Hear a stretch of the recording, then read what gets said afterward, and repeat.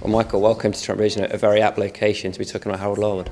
Absolutely, yeah, it's an honour to be here, and we're talking about the play The Ashes, which does have a connection to Larwood, obviously, and to Vos.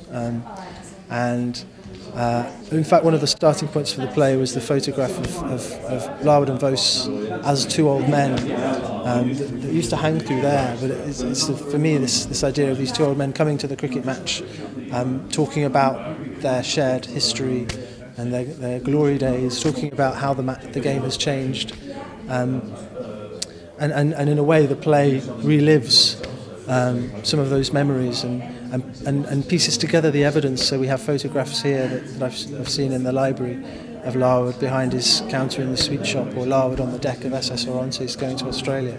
And I was really trying to write around those photographs and kind of develop the character from some of the images that we still have.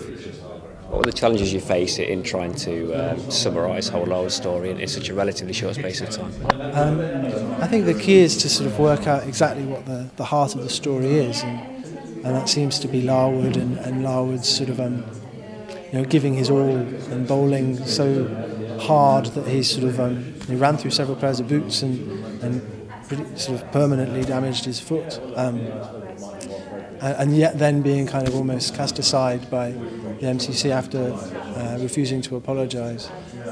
So we have this very dramatic story about honour and pride and also about class and about politics and about sport. And there's a quote by Douglas Jardine where he's asked to talk about cricket, and he says, it's that beautiful, beautiful game that is battle and sport and service and art.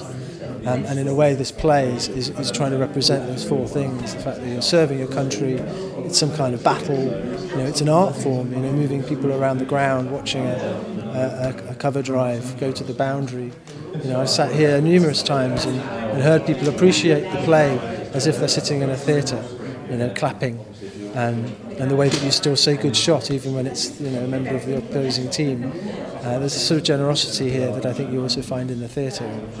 And really it's just trying to find the drama in the story and then to let it tell itself. So clearly this is a play that will appeal to cricket fans, but I know you're hoping that non-cricket fans will be able to access the content just as easily. Yeah, absolutely, and it also draws upon what happens to Larwood's family. We see Lois Larwood, his wife, we sort of hear how it affects their relationship, and also just the Nottingham story of how he came back to the Midland station and was surrounded by thousands of people cheering his name, and there's something a little bit about when today when the winning teams come and do an open top bus tour of their hometown, and there's something about that element to it, and there's also something about the sort of the wives and girlfriends of players. There's one point Lois says, "Can she go with Larwood?" and he says, "You've got to stay here." And there's this sort of, some of these ideas of what happened then are still kind of surfacing today, but we read about them in different ways and we see them on TV all the time.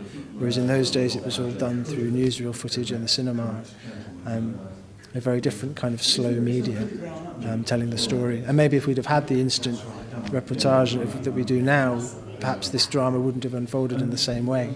As it was, it happened over 5 telegrams being sent from Australia to England and back again, and they formed the kind of spine of the play. It's such a strong story with such obvious local connections. Are you surprised that no one's taken on the challenge of trying to dramatise it before?